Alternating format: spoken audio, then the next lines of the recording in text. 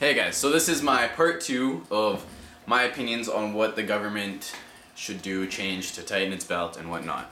A few of my main points that I had from last time. Government should not spend outside of their means. They only have X amount of dollars. They should not be borrowing, putting us in debt and whatnot. They should be working within their budget. No huge pension plans, no huge RCMP expensive units, no $500 million BC Place roofs that are just simply unnecessary expenses. Money that could be used to help the poor, to fund our education and whatnot. So, social programs, welfare, economy, and environment. Alright, so social programs. So drug testing and rehabilitation for welfare recipients. So you want to go on welfare, okay, you pee in a cup, you do a drug test, are you a crack addict, are you an alcoholic, do you do meth? It's like, if so, okay, we're going to rehabilitate you. Yes, this costs a little bit more, and it may or may not balance out in the long run, but we are saving people's lives. We are helping people if we can actually rehabilitate them. Rehabilitated people, or people that are still applying for welfare, would be continued to take drug tests and whatnot to make sure they are still clean and whatnot. Instead of paying $650 to people a month or whatever, and they go and get high all the time, like, that's our tax dollars that could be spent better elsewhere. Job search programs and employment programs for said people.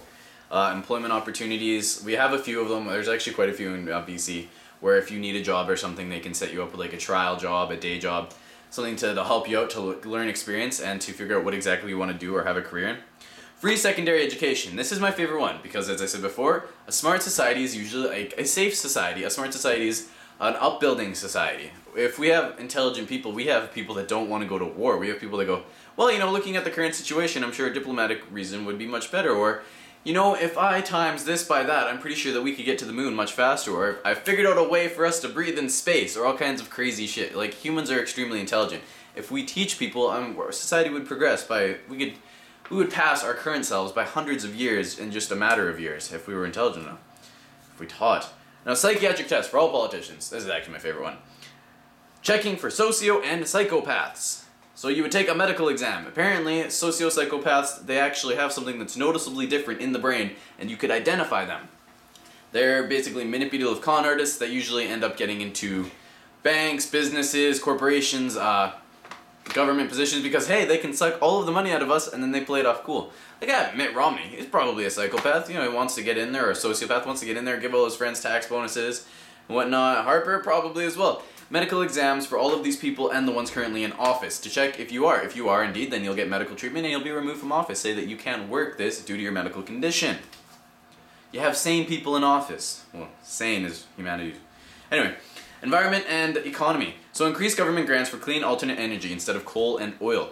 Because right now, coal and oil, like, we will run out. It's a dirty fuel. We need better, cleaner alternatives, but nobody wants to work on it because there's no money in it. If you have government grants and whatnot to work and increase the use of solar energy, wind, hydrothermal, whatever it is we use, it would definitely help cut back on our greenhouse gases and emissions and whatnot. Now, economy and environment looked upon equally before decisions that are made by the government that impact both.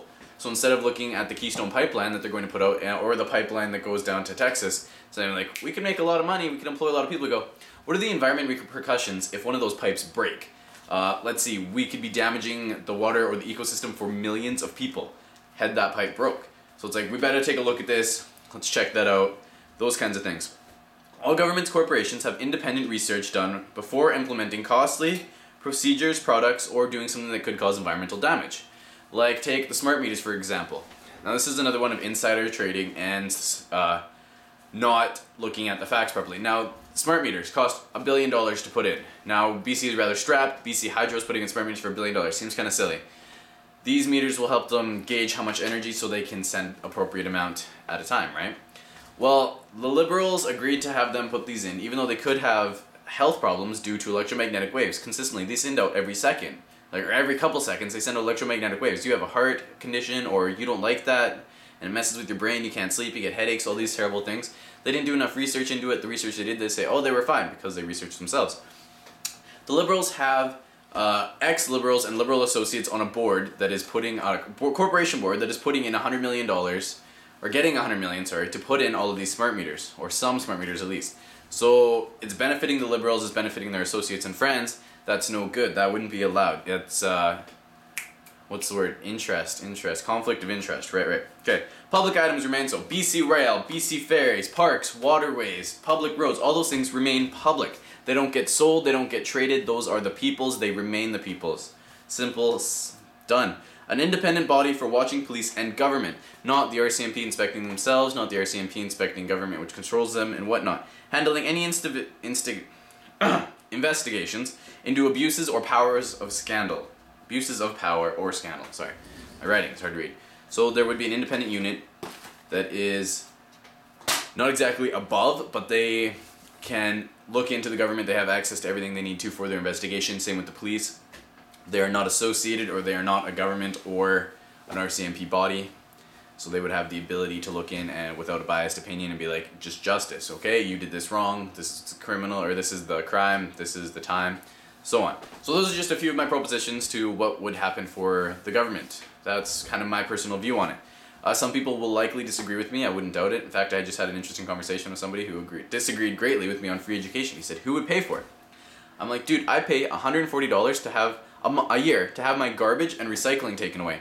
If I took it to the dump myself, it would cost me $40 a year. So $140 I am paying a year, and I'm not the only one. Everybody in my town, all 20,000 of us are paying $140 a year, plus the $700 a month I personally pay on my little plot of land of property tax.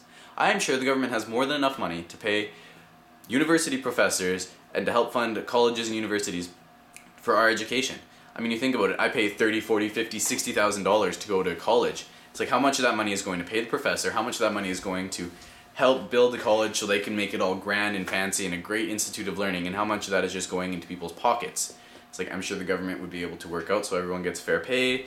You know, the colleges get good grants, whatever, for improving their campuses and whatnot based off of, say, how good they do, how well they teach, things like that, kind of like a merit system. And yeah, that is all, I guess. Hopefully, again, this video won't lag. Damn YouTube, eh? But best of luck to me, again. Haha, funnies. And that is all for now. I have a video coming up too about the Illuminati card game. I'm sure some of you guys are stoked for that. And as for a few of my reports, some people are asking me to do more reports on certain things. You can only do so much, man. I'm only one man. I only have one mind. And my mind can only take so much at a time. I'm working on it, and stay tuned. Peace.